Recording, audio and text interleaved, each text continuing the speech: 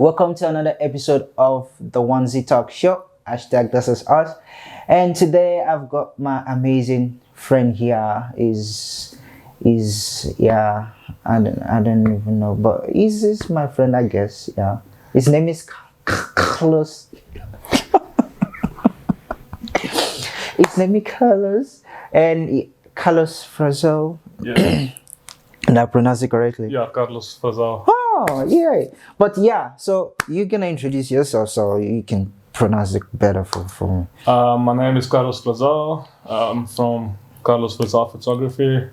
Very original. It's fake. There's a Carlos Frazo Photography. He works for me. Like, I train him everything he knows. Yeah. I had to teach him. My mentor. Guys, it's not easy having a student. It's just, yeah. All right, you can continue.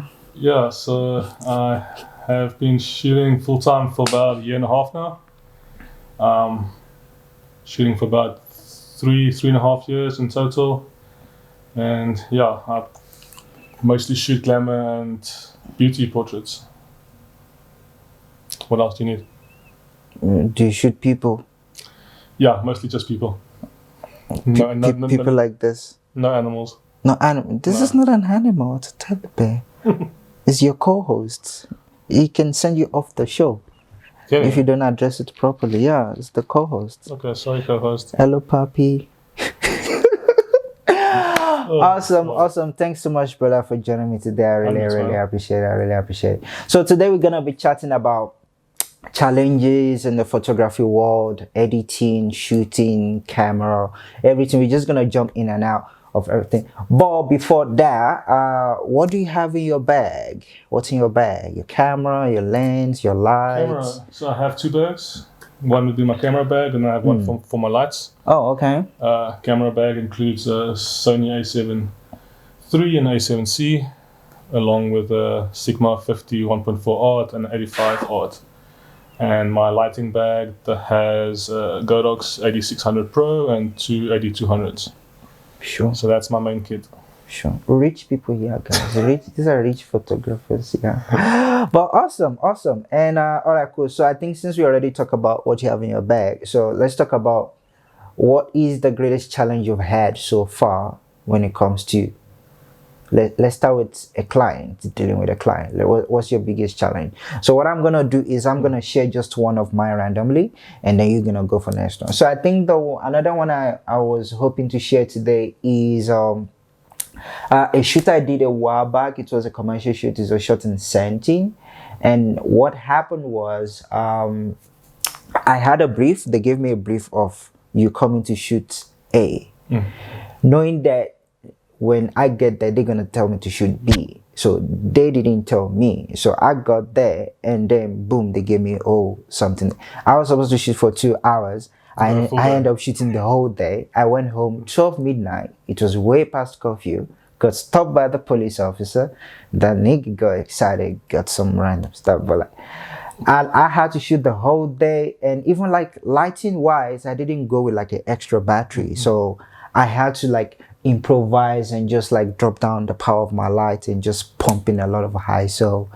And goodness me, I was and it sucks that they did it on purpose. It was on purpose. Yeah, and I'm just there I had to make it work. But yeah, so that's mine. That's another random one. So what's your biggest challenge so far when it comes to photo shoot? I haven't had difficult clients per se. I just have some funny stories. A little while back, last month, we had a client that wants to shoot in Sun City. Okay. So that's fine. She called them. They said it's fine. So we jumped in the car early morning and we head to Sun City. We get there just after the gate opens. We get there, and they're like, "Did you buy your tickets online?"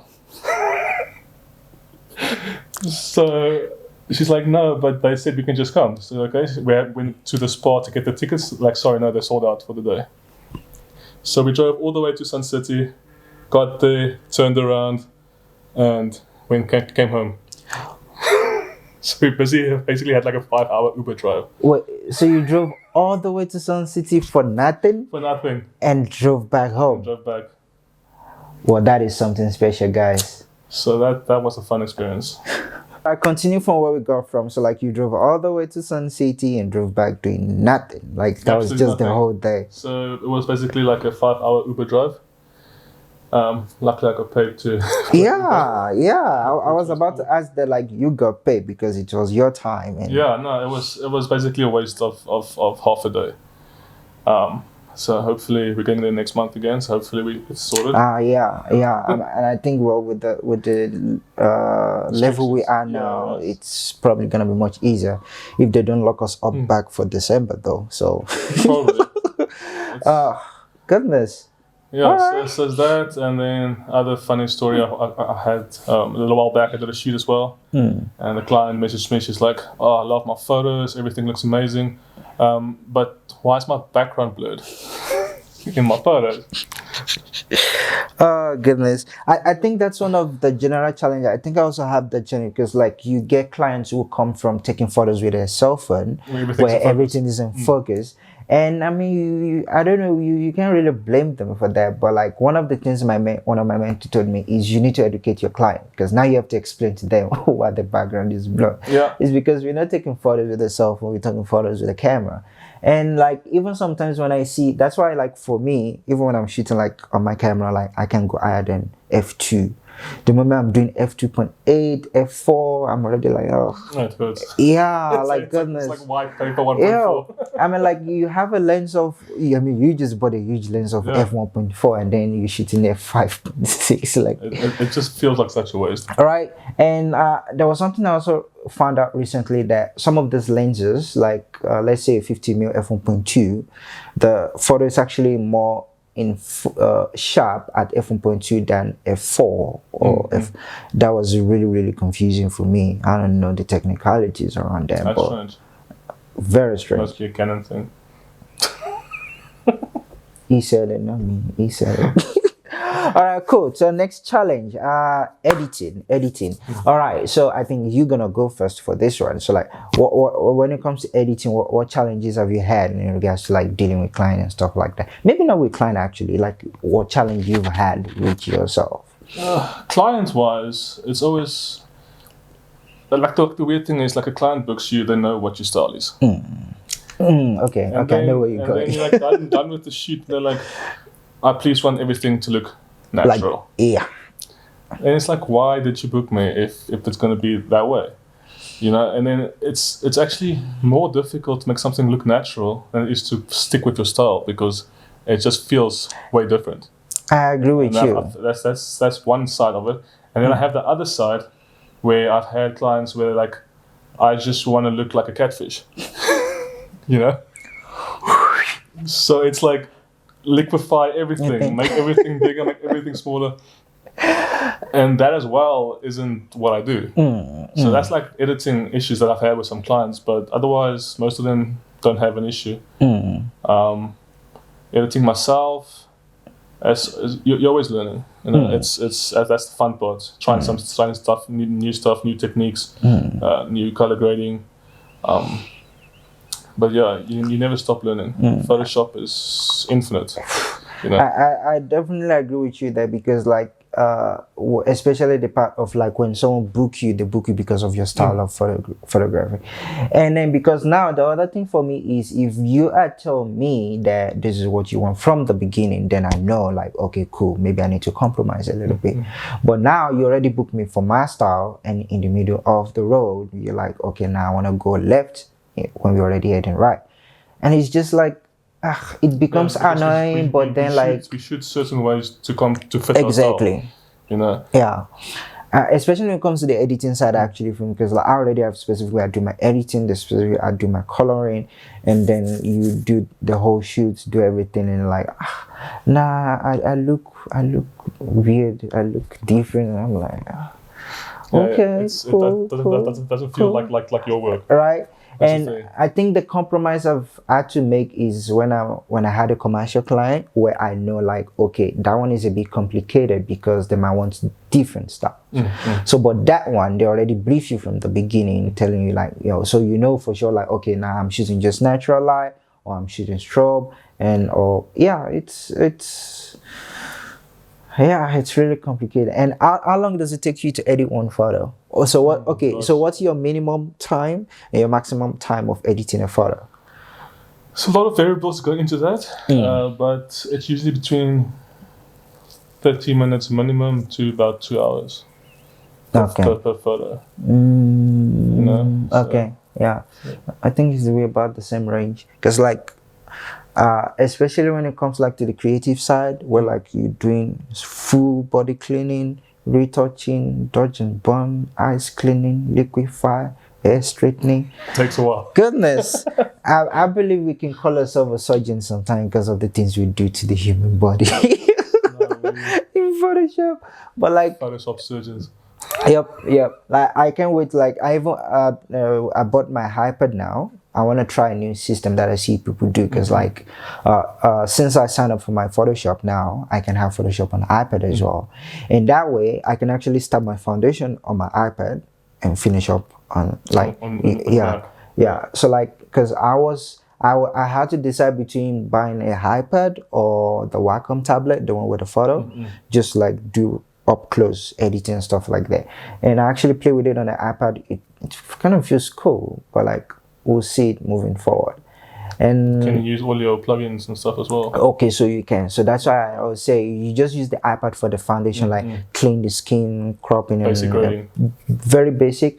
And then you just finish up with like dodge and burn, color grading, and every other thing. Because like even the iPad takes the raw file as well. Oh no, it doesn't take raw file. It takes a PSD file. So that's the only thing I think is gonna discourage me a little bit, the process of in and out and whatever. But yeah, we'll see.